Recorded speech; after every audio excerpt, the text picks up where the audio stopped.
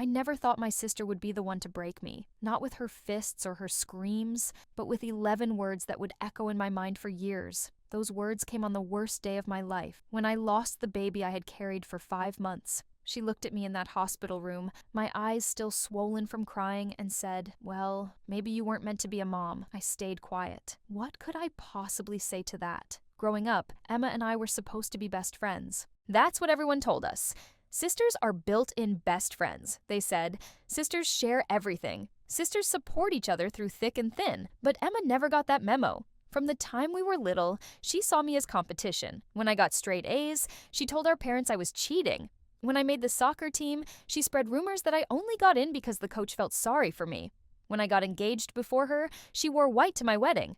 But I always forgave her. I always made excuses. She's going through a tough time, I tell myself. She doesn't really mean it. She's family, and family sticks together no matter what. Our mother reinforced this, always telling me to be the bigger person, to understand that Emma had her own struggles. So I did. I understood. I forgave. I moved on. When my husband David and I started trying for a baby, Emma was the first person I told. I was so excited, so hopeful. We had been married for 3 years, had good jobs, had just bought our first house. Everything was falling into place. Emma listened to me talk about baby names and nursery colors with a smile that never quite reached her eyes. "Must be nice," she said, "having everything work out so perfectly for you." It didn't work out perfectly. Month after month passed with no positive test. After a year, we saw a fertility specialist.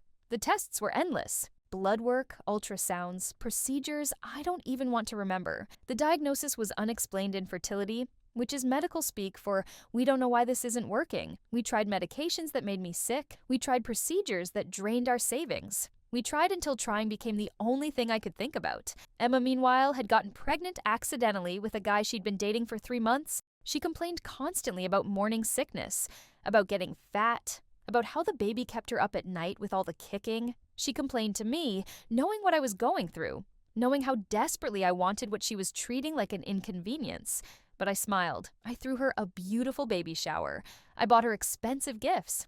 I was the supportive sister. When she had her son, Jake, she barely seemed interested. She'd prop him in front of the TV while she scrolled through her phone. She'd complain about how he cried too much, how he needed too much attention, how being a mom was nothing like she expected. She'd dump him at our mother's house every chance she got. And there I was, still trying, still failing, watching her take for granted the one thing I wanted most in the world. Then, finally, a miracle. After 3 years of trying, I was pregnant. The 2 lines on that test were the most beautiful thing I'd ever seen. David and I cried together on our bathroom floor, holding each other, holding that little plastic stick like it was made of gold. We were cautious at first. We didn't tell anyone for 12 weeks. But when we passed that milestone, when we saw our baby on the ultrasound screen, when we heard that beautiful heartbeat, we let ourselves believe it was really happening. I was so happy. Every morning, sickness episode felt like a blessing. Every ache and pain meant my baby was growing. I talked to my belly constantly. I played music for the baby. David would read stories every night, his head resting against my stomach. We painted the nursery soft yellow, not knowing if we were having a boy or a girl. We wanted to be surprised. We bought a crib, a rocking chair, tiny clothes that seemed impossibly small. At 20 weeks, we went in for the anatomy scan. This was the big one, where they check everything, measure everything, make sure the baby is developing properly. David held my hand as the technician moved the wand over my belly. She was quiet, too quiet. She excused herself and said the doctor would be in shortly. I knew. In that moment, I knew something was wrong. The doctor was kind, but direct. There was no heartbeat. Our baby had died, probably a few days earlier. "These things happen," she said. "It's nobody's fault. There's nothing you could have done differently." The words sounded like they were coming from underwater. David was saying something, asking questions, but I couldn't hear him. All I could think was that my baby was gone. The little person I'd been talking to, singing to, dreaming about, was gone. They gave me options. I could wait for my body to recognize the loss and miscarry naturally. I could take medication to speed up the process. Or I could have a procedure called a D&C. I chose the D&C. I couldn't bear the thought of waiting, of walking around knowing my baby was dead inside me. The procedure was scheduled for the next day. Emma came to the hospital. I didn't want her there, but my mother had called her. She sat in the chair beside my bed, looking at her phone mostly. When the nurse left us alone, she looked at me with something I can only describe as satisfaction. That's when she said it. "Well, maybe you weren't meant to be a mom." The words hit me like physical blows. I stared at her, waiting for her to realize what she'd said, to take it back, to apologize. But she just shrugged and went back to her phone. I turned my head away and closed my eyes. I didn't say anything. What was there to say? My baby was dead, and my sister had just suggested I deserved it. David wanted to throw her out. He was furious, but I was too broken to deal with more drama. I just wanted her gone. I wanted everyone gone except David. After that day, I couldn't look at Emma the same way. I went through the motions at family gatherings. I was polite, but distant. She never apologized. I don't think she even remembered saying it. To her, it was just another casual cruelty. No different from all the others over the years. I threw myself into healing, not just physically, but emotionally. I started therapy. I joined a support group for pregnancy loss. I learned that grief isn't linear, that some days would be harder than others, that it was okay to not be okay. David and I grew closer through the pain. He never pushed me to try again, never made me feel like I was failing. He just loved, held me when I cried, and cried with me when he needed to. We decided to stop trying. The doctors, the procedures, the heartbreak, it was too much. We looked into adoption, but the process was overwhelming and expensive, and I wasn't sure my heart could take another loss. So we made peace with being a family of 2. We traveled. We adopted 2 dogs. We became the cool aunt and uncle to our friends' kids. It wasn't the life we'd planned, but we made it beautiful anyway. Emma's life, meanwhile, spiraled. The guy who got her pregnant left when Jake was 2. She dated a series of losers, each worse than the last. She got fired from job after job for not showing up, for having a bad attitude, for stealing. Yeah, she stole from her employer. She moved back in with our parents, then got kicked out for bringing drugs into the house. She moved in with a boyfriend who turned out to be married, then another boyfriend who turned out to be violent. Through it all, Jake suffered. He was shuffled from place to place, person to person, never knowing stability or consistency. I watched from a distance. I sent birthday presents for Jake, Christmas gifts, but I kept my contact with Emma minimal. She'd text occasionally, usually when she needed money. I'd ignore the texts.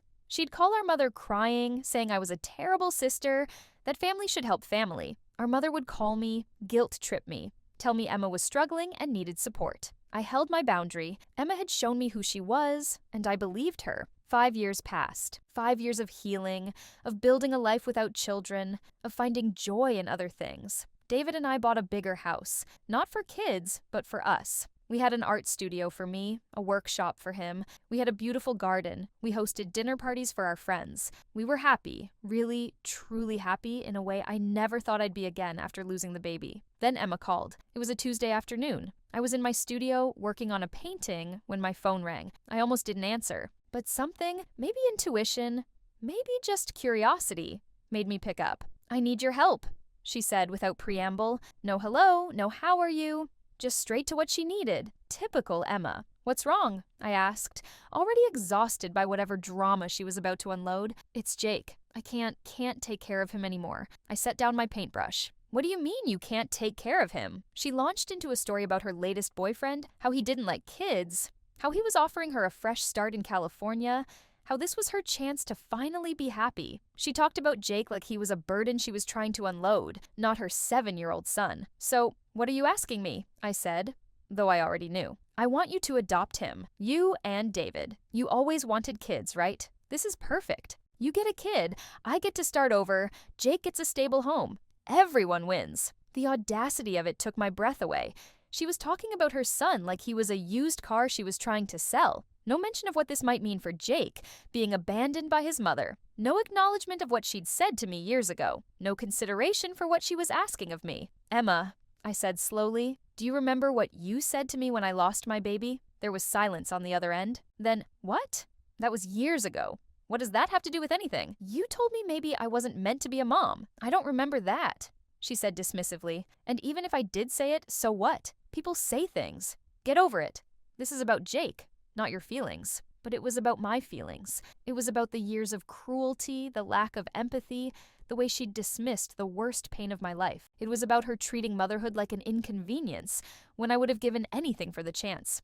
It was about her now wanting me to fix her mistakes, to take on the responsibility she was so eager to abandon. "Bring Jake over," I said. "I want to talk to you both in person." She showed up an hour later. Jake was thin, too thin. His clothes were dirty and too small. He stood beside his mother with his head down, like he was trying to disappear. My heart broke for him. This wasn't his fault. He was an innocent child caught in his mother's selfishness. Emma walked in like she owned the place, already talking about when I could take Jake, what paperwork we'd need, how quickly we could make this happen. She'd already planned her new life without him. She was practically vibrating with excitement about getting rid of her own son. I let her talk. I made Jake a sandwich, got him some juice, set him up in the living room with cartoons and David's old tablet. When he was settled and out of earshot, I turned to Emma. "The answer is no," I said. Her face went through a series of expressions. Confusion, disbelief, then anger. "What do you mean no? You wanted kids. Here's a kid. What's the problem?" "The problem," I said, my voice steady, "is that you're asking me to clean up your mess. You treated motherhood like a burden. You neglected your son, and now you want to dump him on me like he's an unwanted pet. That's not... I'm trying to do what's best for him." "No, you're doing what's best for you, just like always." She started crying then. Not real tears, but the manipulative tears she'd perfected over the years. "How can you be so cruel? He's your nephew. He needs a home." "Yes, he does, and I'll make sure he gets one. I'm going to call child services. They'll find him a good foster home, maybe an adoptive family who really wants him, people who haven't been hurt by his mother's cruelty." "You can't do that. He's my son." "Then act like it. Be his mother, or don't, and let someone else do it. But I won't enable you anymore." She switched tactics then, getting angry. "This is about that stupid comment years ago? You're going to punish an innocent child because your feelings got hurt?" "No," I said. "I'm not punishing Jake. I'm protecting myself. You told me I wasn't meant to be a mom. Maybe you were right. Maybe I'm not meant to be his mom. Maybe I'm not meant to clean up your mistakes or sacrifice my peace for your convenience. You're being selfish. I learned from the best." She stood there, mouth open, like she couldn't believe I was saying no to her. In our whole lives, I'd never really said no to Emma. I'd always been the good sister, the forgiving sister, the one who kept the peace. But I was done with that role. "Please," she said, and for the first time, it sounded genuine. "Please, I'm begging you. I can't do this anymore. I'm drowning. He deserves better than me." "Yes, he does," I agreed. "But that's not my responsibility. You made choices. You had options. You could have been a better mother. You could have put him up for adoption years ago when he was a baby and had a better chance. You could have gotten your life together. You chose not to. And now you have to live with those choices." "But your family." "Family," I said, the word bitter in my mouth. "Family doesn't say what you said to me. Family doesn't kick someone when they're at their lowest. Family doesn't treat children like inconveniences. You haven't been family to me in years, Emma. You've been a source of pain." I walked to the door and opened it. The message was clear. "Get out. You'll regret this," she said, gathering her purse. "When you're old and alone, you'll regret not taking this chance." "Maybe," I said, "but I'd rather regret saying no to you than regret saying yes." She stood in the doorway, Jake beside her, looking at me with a mixture of hate and desperation. "This is revenge. You're getting revenge for something I don't even remember saying." I thought about that for a moment. Was it revenge? Maybe partly, but mostly it was self-preservation. It was choosing my own healing over her convenience. It was refusing to be used anymore. "Maybe I'm not meant to be," I said, echoing her words from years ago. "Maybe I'm not meant to be the person who fixes your mistakes. Maybe I'm not meant to be the sister you can hurt and still count on. Maybe I'm just not meant to be anything to you anymore." And then I closed the door. I heard her yelling outside, pounding on the door, demanding I open it. David came from his workshop, ready to intervene, but I shook my head. Eventually, she left. She called our mother, of course. Our mother called me, furious, saying I was heartless, that family helps family, that I'd regret this for the rest of my life. I told her that if she was so concerned about Jake, she could adopt him herself. That shut her up quickly. Emma didn't give Jake to child services. She didn't want to look like a bad mother, even though that's exactly what she was. She kept him, but barely. Last I heard, she was still with the boyfriend who didn't like kids. And Jake was spending most of his time with various relatives and friends. It wasn't ideal, but it wasn't my problem to solve. Some people think I'm heartless. They hear the story and say I should have taken Jake, that an innocent child shouldn't suffer for his mother's mistakes. They're right that Jake shouldn't suffer, but they're wrong that it was my responsibility to prevent it. I wasn't the one who had him. I wasn't the one who neglected him. I wasn't the one trying to abandon him. The truth is, I thought about it. In the days after Emma left, I thought about calling her back, telling her I'd changed my mind. David and I discussed it at length. We could give Jake a good home. We had the space, the resources, the love to give. But every time I almost picked up the phone, I remembered those 11 words. Well, maybe you weren't meant to be a mom. Those words had haunted me for years. They'd made me question everything about myself, my worth, my purpose. They'd taken my grief and weaponized it against me. And the person who said them wanted me to now prove her wrong by taking her child? No, that wasn't healing. That was letting her hurt me all over again. I made peace with my decision. It wasn't about Jake, really. If Emma had died and Jake needed a home, I would have taken him without question. If Emma had come to me with humility, with an apology, with any acknowledgement of the pain she'd caused, maybe things would have been different.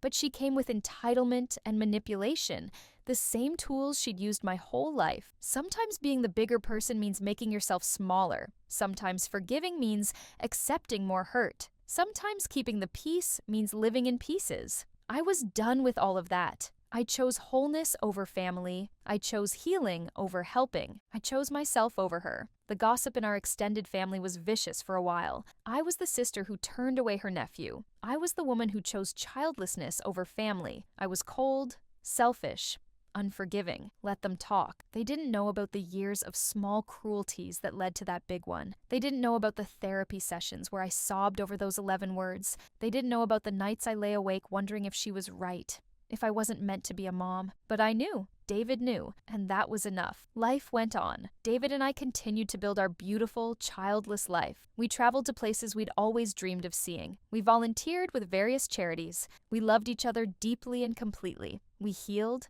separately and together, from the wounds of our past. Emma's life continued its downward spiral. The boyfriend who didn't like kids eventually left her for someone younger.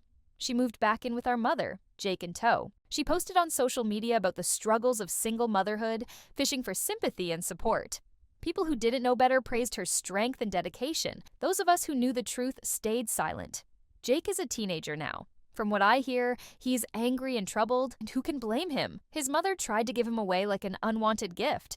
His family is fractured and dysfunctional. He deserved better than all of us, really. But deserving better and getting better are two different things. Sometimes I see Emma at family gatherings I can't avoid. We don't speak. She looks at me with resentment. I look at her with nothing. She's a stranger to me now, someone I used to know, someone I used to love despite everything. But that love died with 11 words in a hospital room. People ask me if I regret not having children. The question always stings a little, even now. I tell them I have a full life, which is true. I tell them David and I are happy, which is also true. But the truth underneath those truths is that I'll always wonder about the baby I lost. I'll always grieve for the future that died with them. And I'll always remember that in my moment of deepest pain, my sister suggested I deserved it. But I don't regret closing that door on Emma. I don't regret choosing my peace over her chaos. I don't regret protecting my heart from more of her cruelty. Some doors need to be closed. Some bridges need to be burned. Some people need to be loved from a distance so far, it might as well be goodbye. The revenge, if that's what it wasn't sweet. It wasn't satisfying. It was necessary. It was the boundary I should have set years earlier. It was the no I should have said 1,000 times before. It was the protection I finally gave myself after years of leaving myself vulnerable to her attacks. Maybe you weren't meant to be a mom. Those words will probably echo in my mind forever. But I've learned to answer them now. Maybe I wasn't meant to be a mom. Maybe I was meant to learn that family isn't always who you're born to. Maybe I was meant to discover that healing sometimes means walking away. Maybe I was meant to understand that not all wounds need to be forgiven. Or maybe, just maybe, I was meant to be exactly who I am, a woman who survived loss. A woman who chose healing over family dysfunction. A woman who closed a door and found peace on the other side. When Emma asked me to adopt Jake, when she stood in my doorway demanding I fix her mistakes, I could have been the bigger person. I could have taken her son and raised him as my own. I could have proven her wrong, shown her that I was meant to be a mom after all. But I didn't need to prove anything to her. I didn't need her validation or her approval. I needed my peace, my healing, my life without her poison in it. So I said what she'd taught me to say. Maybe I'm not meant to be. And I closed the door. The door closing wasn't just about that moment. It was about every moment before it, every cruel word, every dismissive gesture, every time she'd made me feel less than. It was about choosing to stop the cycle, to stop accepting treatment I didn't deserve, to stop enabling someone who had never shown me real love or respect. I think about Jake sometimes. I wonder if he knows his mother tried to give him away. I wonder if he knows I said no. I wonder if he hates me for it. I hope someday he understands that his mother's failures weren't his fault and they weren't mine to fix. I hope he finds his own healing, his own peace, his own way forward. As for Emma, I neither wish her well nor wish her harm. I nothing her. She exists somewhere outside my life, outside my concern, outside my heart. She's a cautionary tale I tell myself sometimes about the danger of keeping toxic people close just because they're family. The last time I saw her, she looked tired, older than her years. The boyfriend was gone. Jake was sullen beside her, and she was alone in a room full of family. Part of me, a very small part, felt sorry for her. But feeling sorry for someone and taking on their burdens are two different things. I can pity her from a distance. I can hope she figures it out someday. But I can't save her, and more importantly, I won't let her drown me trying. My mother still doesn't understand. She says I'm holding a grudge, that I need to forgive and forget. But forgiveness doesn't mean reconciliation. I can forgive Emma for being who she is. I can forgive her for the hurt she caused, but I can't forget the lesson she taught me about who she really is. And I won't put myself in a position to be hurt by her again. The story could have ended differently. If Emma had apologized, really apologized, things might have changed. If she'd acknowledged the pain she caused, if she'd shown real growth or change, if she'd approached me with humility instead of entitlement, maybe I would have made a different choice. But she didn't, and I didn't, and here we are. I'm at peace with it all now. The loss of my baby, the loss of my sister, the choice to say no to Jake. They're all part of my story, but they don't define me. I'm defined by how I chose to heal, how I chose to love, how I chose to protect myself when no one else would. David and I are happy. We have our dogs, our home, our friends, our travels, our love. It's not the life we planned when we first got married, when we dreamed of children and family gatherings and all the traditional markers of success. But it's our life, built on our terms, free from the toxicity that once threatened to destroy me. Sometimes at night, when everything is quiet, I think about that day in the hospital. I think about Emma's words, about my silence, about the beginning of the end of our relationship. I used to wish I'd said something back, defended myself, made her understand how cruel she was being. But now I'm glad I stayed quiet. There was a power in that silence, a dignity in not engaging with her cruelty.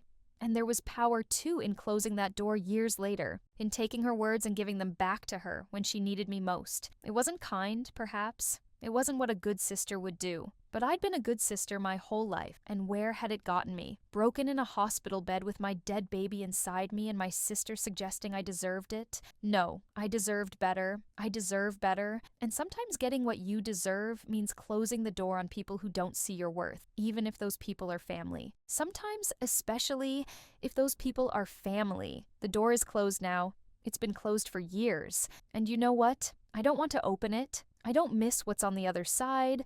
I don't wonder what if. I know what if. If I'd said yes to taking Jake, Emma would have disappeared to California and I would have been left to raise her son while she lived her best life. If I'd kept that door open, she would have kept walking through it whenever she needed something, taking and taking while giving nothing back. But I said no. I said, maybe I'm not meant to be. And in saying that, in closing that door, I found out what I was meant to be. I was meant to be whole. I was meant to be healed. I was meant to be free from the weight of other people's expectations and cruelties. I was meant to be at peace, and I am.